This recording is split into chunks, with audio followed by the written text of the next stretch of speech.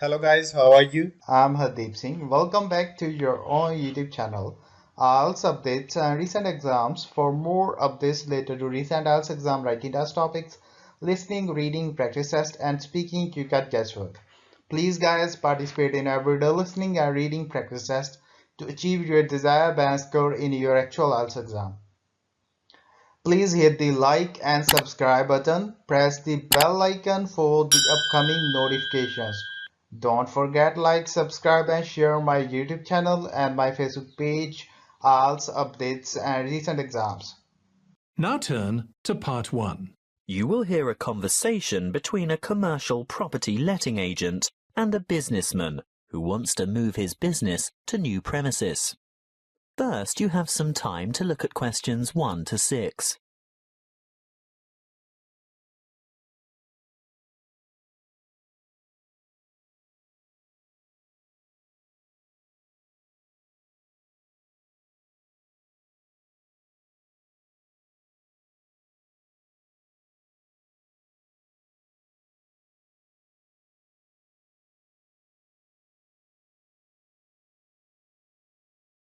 Now we shall begin.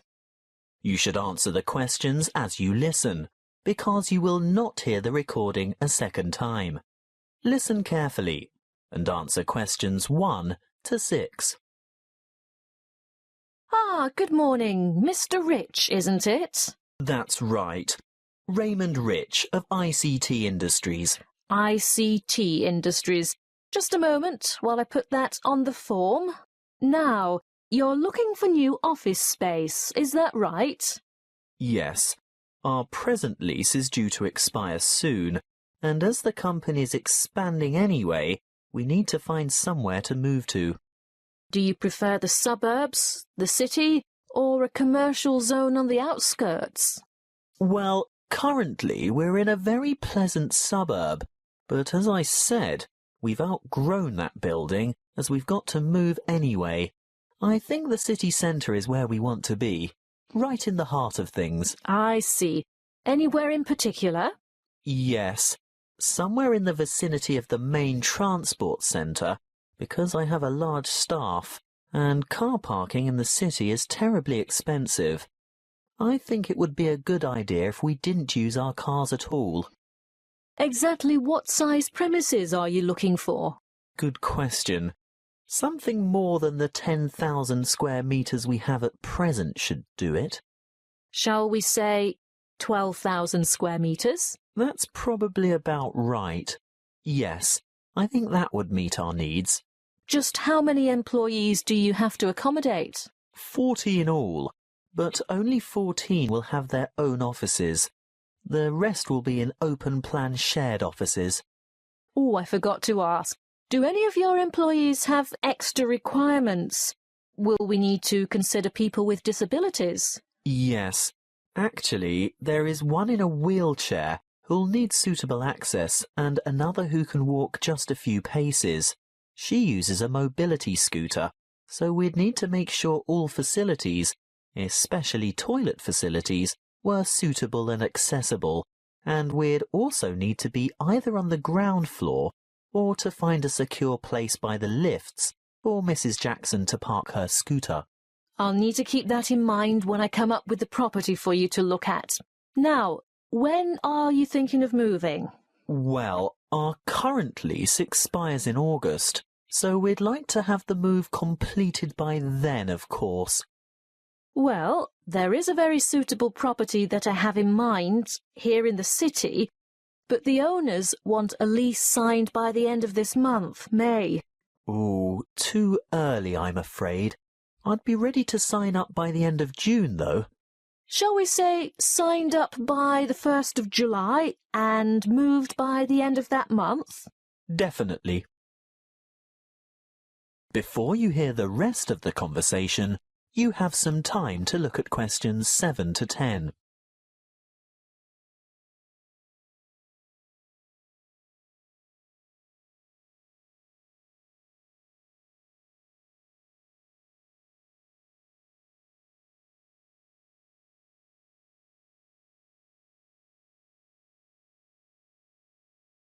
Now listen and answer questions 7 to 10.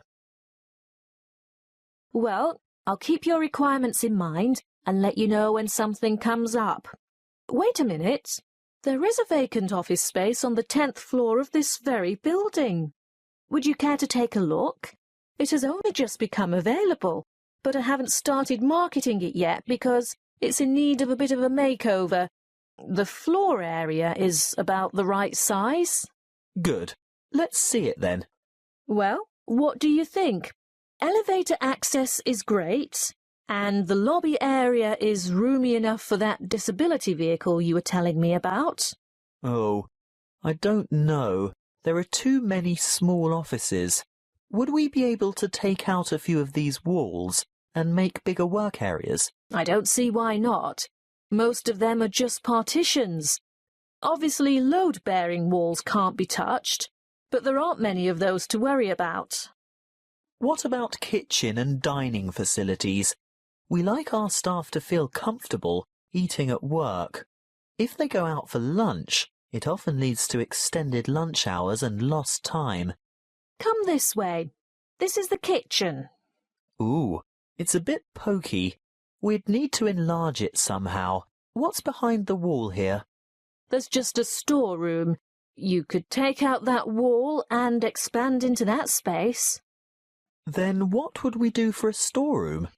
Ah, well, see that tiny office near the entrance?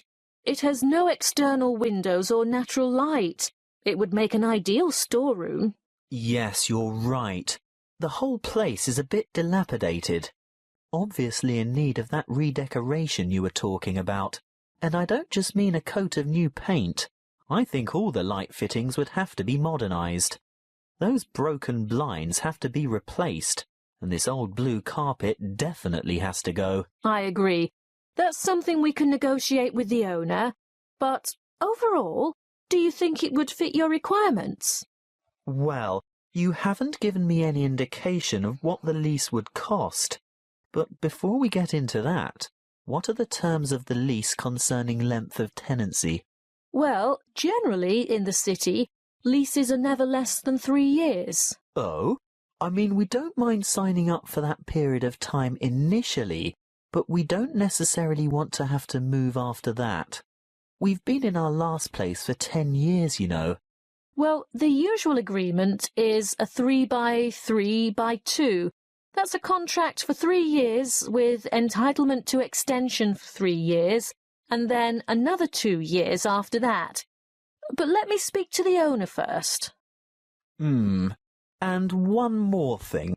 We have to consider the time frame. Remember, my current lease is due to expire in August. Well, with reliable contractors, it shouldn't take more than a couple of months to do the necessary refits. That is the end of Part 1. You now have 1 minute to check your answers to Part 1.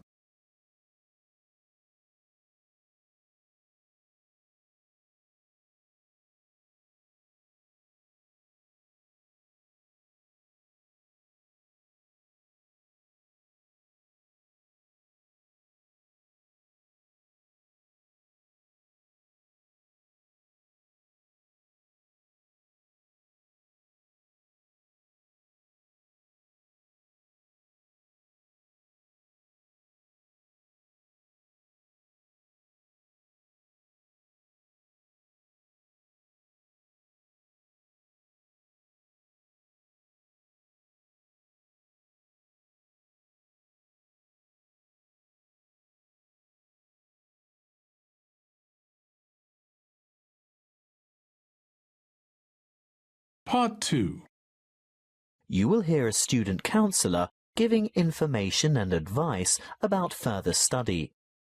First, you have some time to look at questions 11 to 14.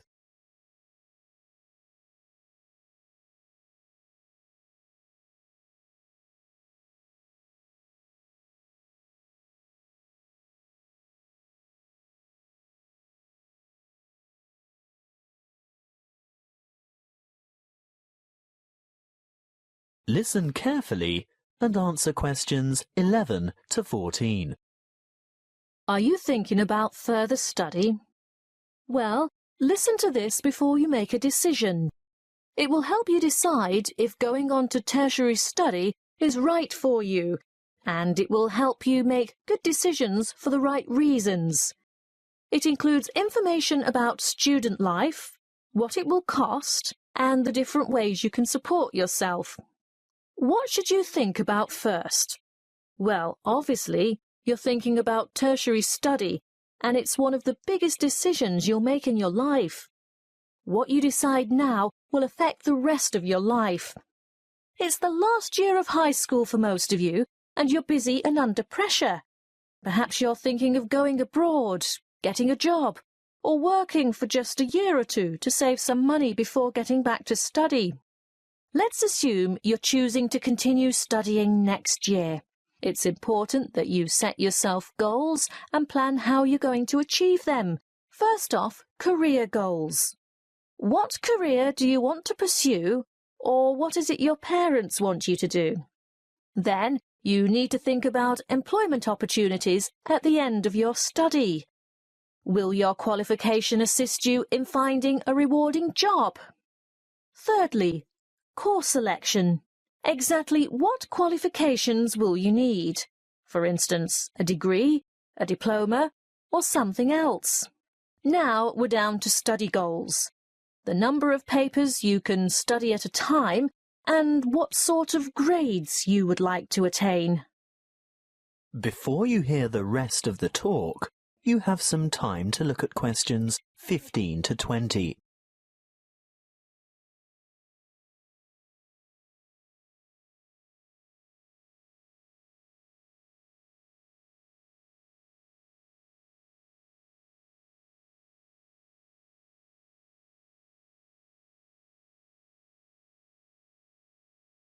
Now listen and answer questions 15 to 20. Now, how do you make all that happen? You might feel overwhelmed by all the choices, but there are people and agencies to help. Career Services is a great website with lots of useful information and a search tool for finding courses and providers throughout the country. Then, there are the tertiary education institutions themselves. Universities and institutes of technology, for example, have comprehensive information on their particular websites. You can find out most anything there. Many campuses have a student support association, and they can tell you a lot about what to expect. Don't be afraid to ask them anything. I'm sure they've heard it all before. It might also be worthwhile to make inquiries with potential employers to see if they will fund or partially fund your studies. If it is a trade you want to learn, the apprenticeship scheme will help you earn while you learn. That way you'll get valuable work experience while you're studying.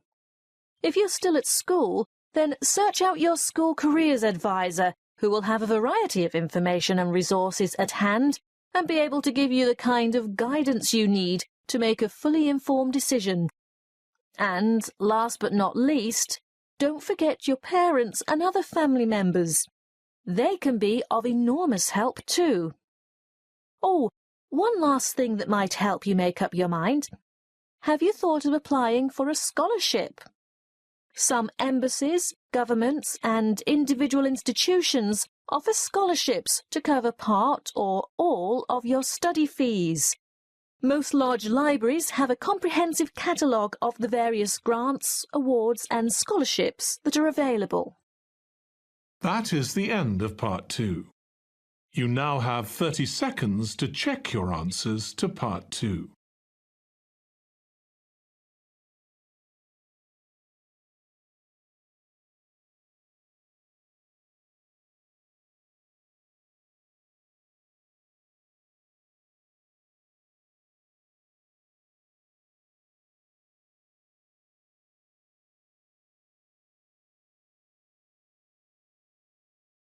Part 3.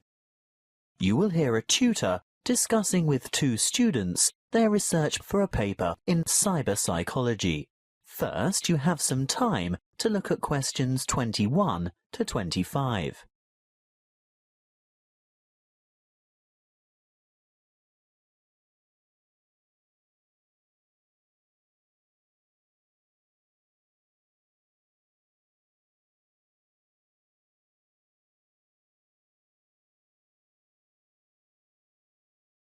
Listen carefully and answer questions 21 to 25. I'm very glad that the two of you decided to pursue this research topic, because I think it's not only much needed, but very relevant to current psychological concerns about addiction issues in young people. Now, tell me, how did you get started? Well, we looked around for problems, or perceived problems, that teenagers in general might encounter, and we came up with the extremely popular phenomenon of instant messaging and the implications that the use or overuse of this form of communication might have on teen behaviour. Then we decided to propose the concept of instant messaging addiction. By the way, do you mind if we abbreviate instant messaging to IM in our discussion? Not at all. But before you go any further, tell me something about the demographic sample you used. We chose a random sample of teenagers from Jiangsu province from a typical public middle school, and we considered this group to be representative of teenagers in urban China. We distributed 500 questionnaires and 450 were returned. The sample group was on average aged between 14 and 15 years. Internet addiction, or technological addiction as it's sometimes called, has been studied many times before. What makes your research different? Well, previous studies indicated that internet-dependent students are more likely to use instant communication, but we wanted to find out primarily whether IM addiction actually exists, and if so, what the symptoms are. And secondly, we wanted to know whether IM addiction could be predicted. And finally, whether addiction has an impact on academic performance. Quite a large undertaking. Tell me, what IM addiction symptoms did you identify among teenagers in your sample? We found 4 major IM addiction symptoms, which are remarkably similar to the symptoms used to identify substance dependence.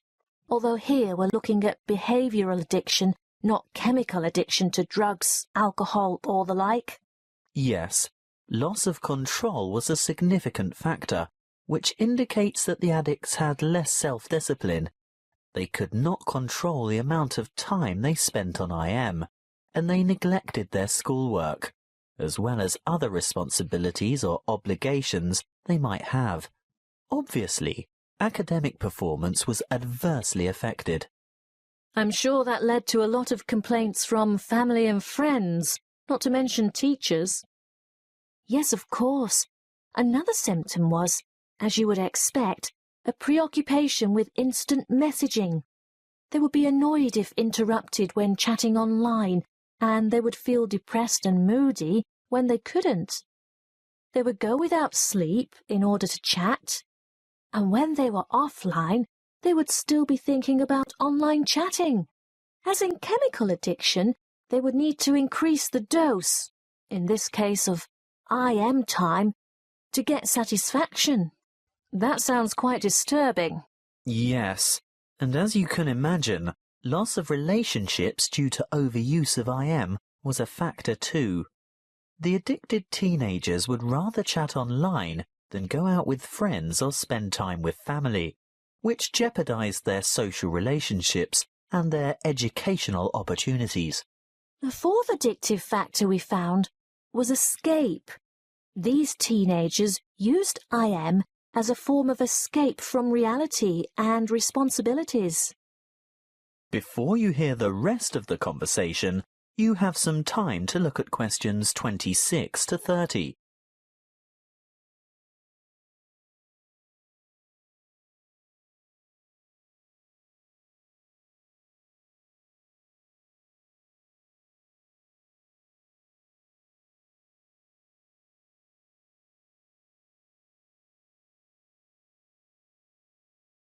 Now listen and answer questions 26 to 30. And can IM addiction be predicted? Well, we found a definite correlation between shyness and IM addiction. Not only shyness, but also a feeling of alienation was a predictor too. alienation from family, peers and school. So the more alienated they feel, the more they look for affection, friendship and social support through IM. Exactly. But interestingly, what we found was that alienation was a predictor for addiction, but not necessarily related to a high level of IM use. How do you explain that? One possible explanation we considered was that those who were not alienated would communicate frequently with their friends through IM, but addicts, on the other hand, are probably looking for friendship through online chatting with strangers. Look, we're just about out of time. I'm really looking forward to reading your paper when you've finished it.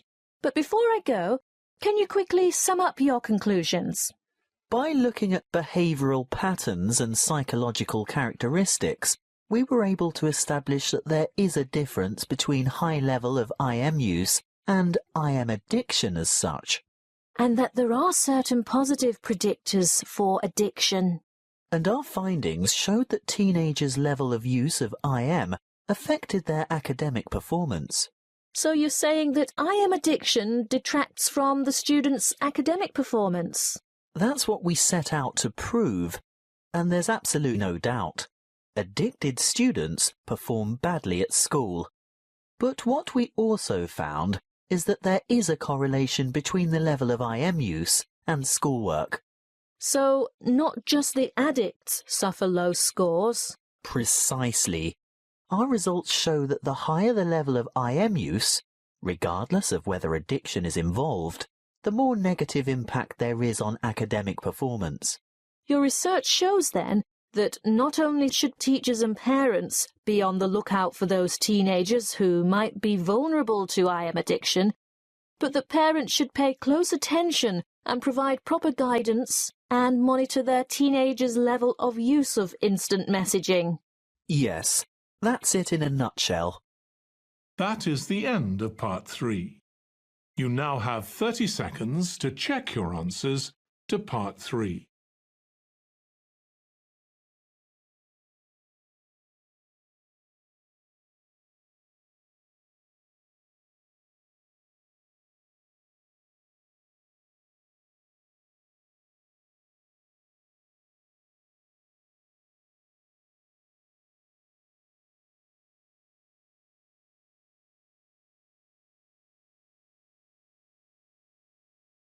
Part 4.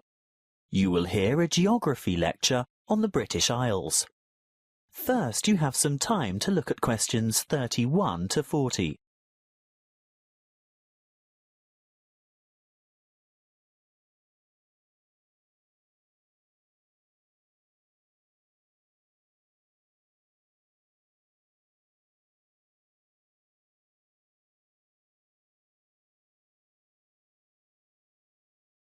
Listen carefully and answer questions 31 to 40.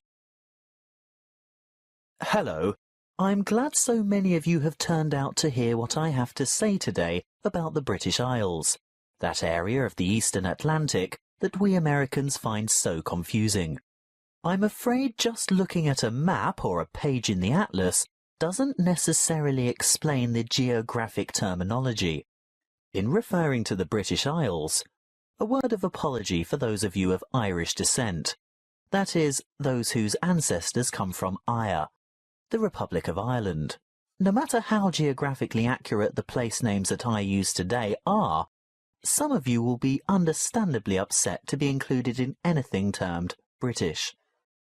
I have a very useful image that might help you differentiate between the various labels that distinguish the political and geographic reality of the so-called British Isles. I want to show you a Venn diagram, which is a mathematical illustration that shows all the possible relationships between sets.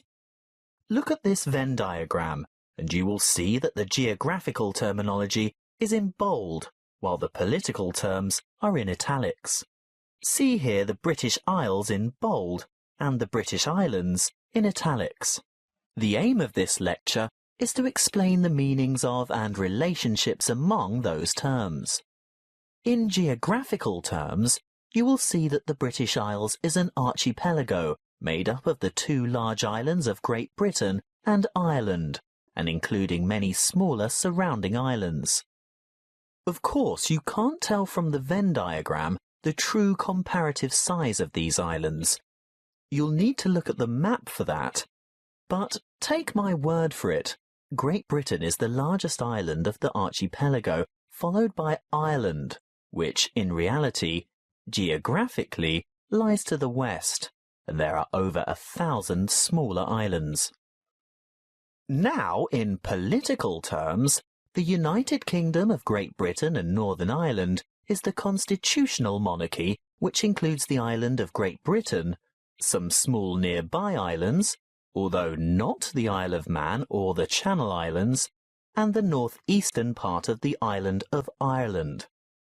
Thank goodness it is generally shortened to United Kingdom, the UK, Great Britain, or Britain, or even the abbreviation GB, although none of these are strictly correct, of course. You'd better listen carefully to the next part, because, I warn you, it is very confusing. Ireland is the name of the sovereign republic occupying the larger part of the island of Ireland. But to distinguish it from the name of the island itself, and most importantly from the other part, which belongs to the UK, it is called the Republic of Ireland, or its Irish language name, Eire. That's E-I-R-E, even though Eire directly translates as Ireland. The smaller portion of the island is called Northern Ireland. The partition of Ireland took place in 1922, after a great history of struggle that we won't go into here.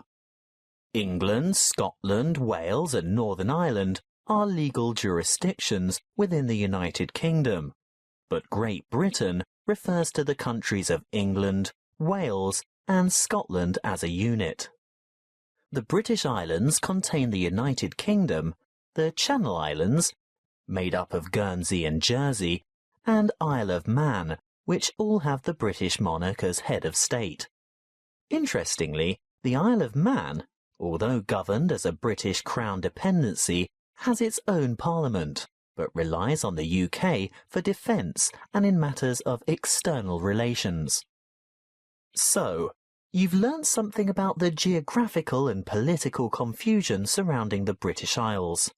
Let's have a look at some of the linguistic confusion. To start with, there isn't an adjective to refer to the United Kingdom, so the term British is generally used. However, that means that citizens of Northern Ireland, although not on the island of Great Britain, still describe themselves as British, because this reflects their political and cultural identity. Irish, in a political sense, refers to the Republic only, so sometimes citizens of Northern Ireland would call themselves Northern Irish as a point of difference. Of course, the Northern in Northern Irish is not completely accurate either, as the most northerly peninsula on the island is in the county of Donegal, which is part of the Republic. Okay, we might get in a muddle over the term Irish, but at least Scottish, Welsh and English should be self-explanatory. Apparently not to us Americans, and Europeans are often guilty of this too. We often use the term English incorrectly to mean British. I'd have to be the first to admit to calling my Welsh colleague English, which really gets his heckles up. He is Welsh, he tells me, and he may also be British, but he is definitely not English. Just one more thing. What is the British Commonwealth? It's a voluntary association of independent states, many of which were former British colonies. In fact, what was primarily the old British Empire. However, it's no longer known as the British Commonwealth, but is now called the Commonwealth of Nations instead, presumably because current members do not want to remember the old colonial ties. That is the end of part 4. You would now have 10 minutes to transfer your answers to the answer sheet. So guys, don't forget like, subscribe and share my YouTube channel and my Facebook page. IELTS updates and recent exams. For more updates related to recent IELTS exam writing test topics, listening, reading, practice test and speaking, you got guesswork. Please guys participate in everyday new IELTS listening and reading practice tests to achieve your desired band score in your actual IELTS exam. For more IELTS material, visit my official website www.ieltsupdatesandrecentexams.com. The link is given below in the description. If you need PDF files of latest IELTS material, then please join my Telegram channel. So guys, please write your score below the comment section. Again, thanks for listening. God bless you all guys. Stay tuned, stay safe.